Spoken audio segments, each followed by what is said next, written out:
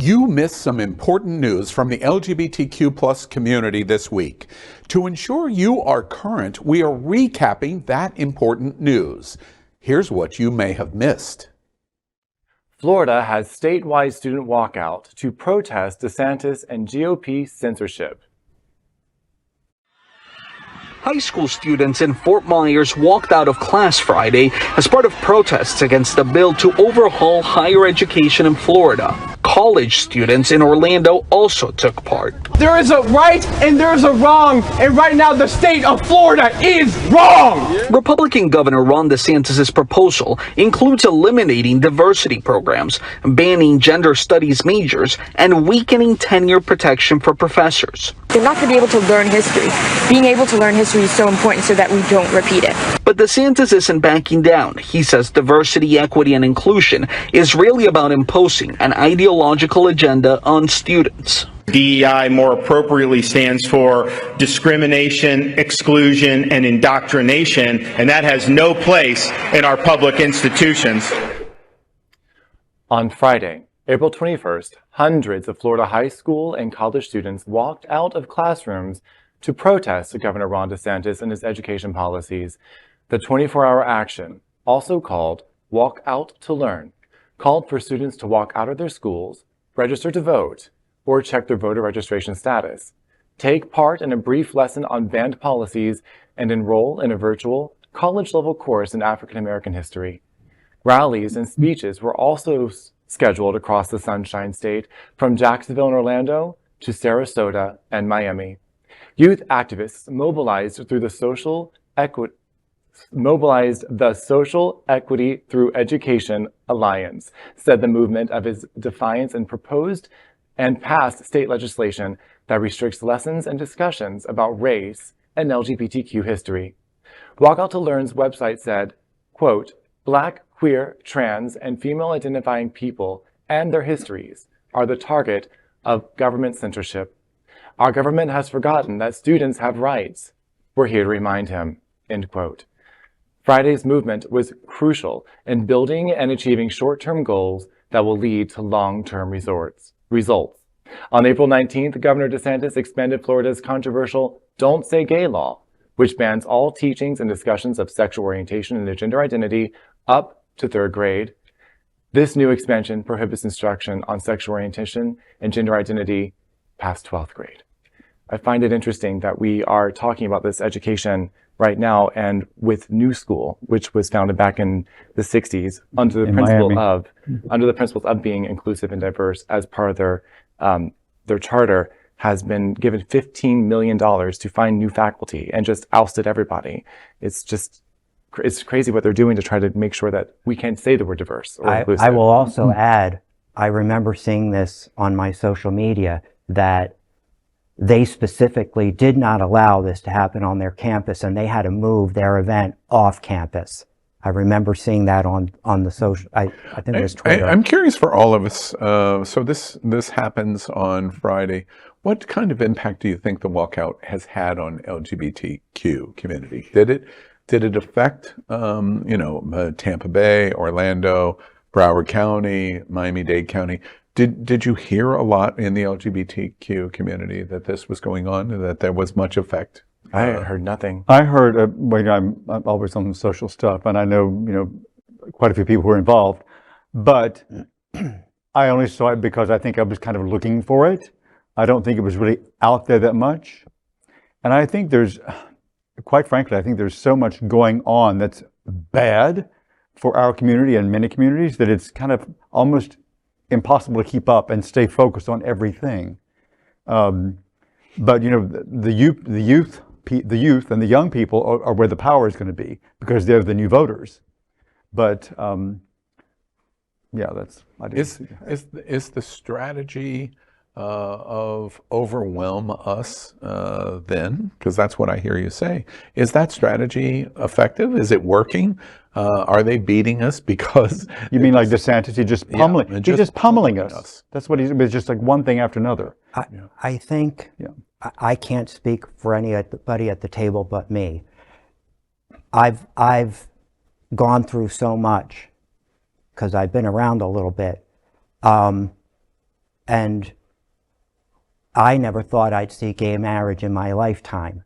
And, you know, and now things are slowly rolling back to, you know, and I'm having bad 70s flashbacks because of it. And, you know, I was way too young in the 70s to be doing drugs, but still, you know, I constantly feel traumatized every time I hear the news, and re-traumatized every time I hear the news. And at some point,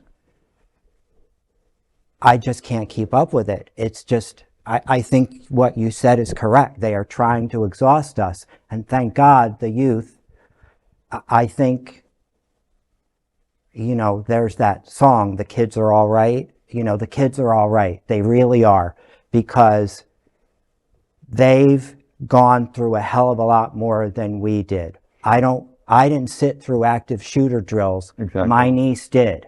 Right. You know, at the same time, I didn't sit through the nuclear bomb drills that my parents did. But, you know, there's just, they understand what's at stake. They know that things are not right. We do. We need to take a page out of their book, because that is what activism looks like.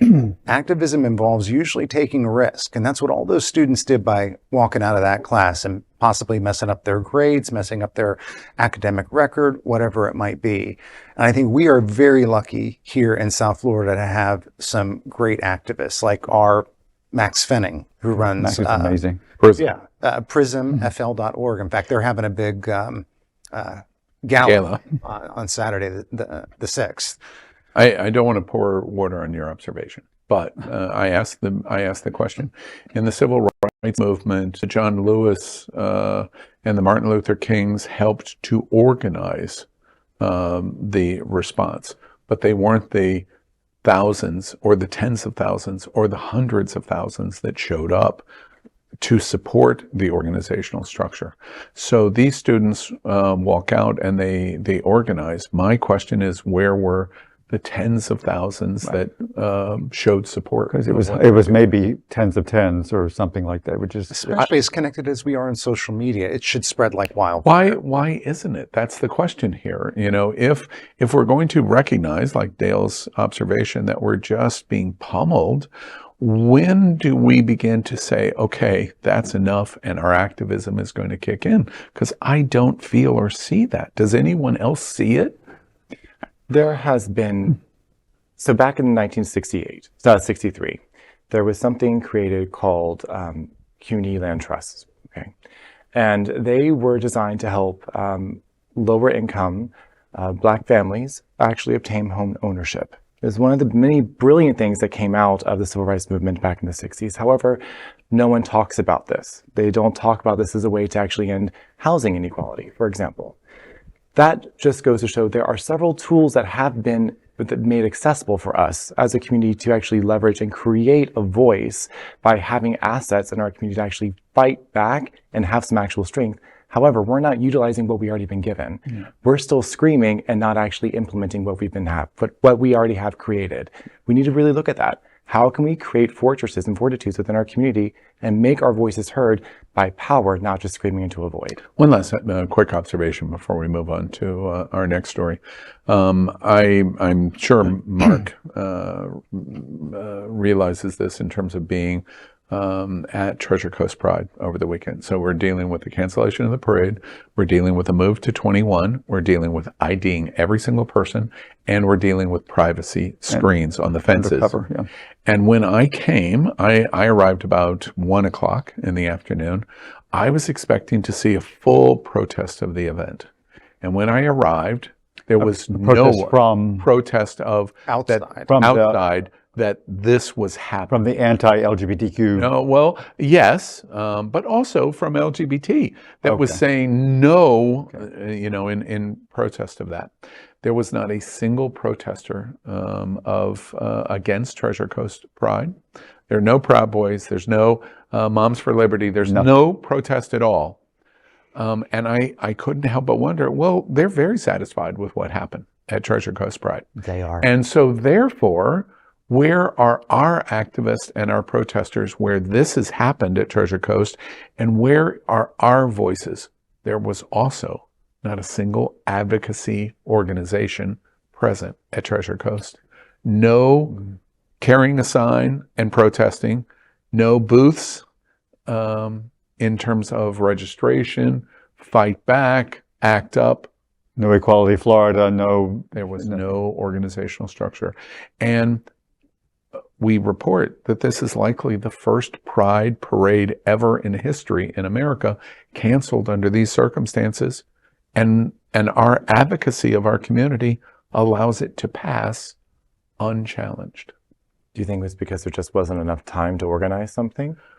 Well, No, the email came out Thursday. you would think that Congressman Lewis, wasn't congressman at the time, in 1968 says we're going to meet at the Pettit Bridge. A lot of people would show up at the Pettit Bridge. That didn't happen on Saturday. What's going on? Maybe there is, I think that we are at a bit of a loss, though, because a lot of the people who would be at the age of running organizations and taking things by the helm is one of the most, just numbers-wise, damaged populations that we have in going through the entire HIV and AIDS crisis. I think that they've really got us in an unfortunate situation in terms of those numbers and leaders that we're missing. Okay. Keep watching the only television news in the world from our LGBTQ plus community and stay informed on everything that is important for and about our diverse LGBTQ plus community.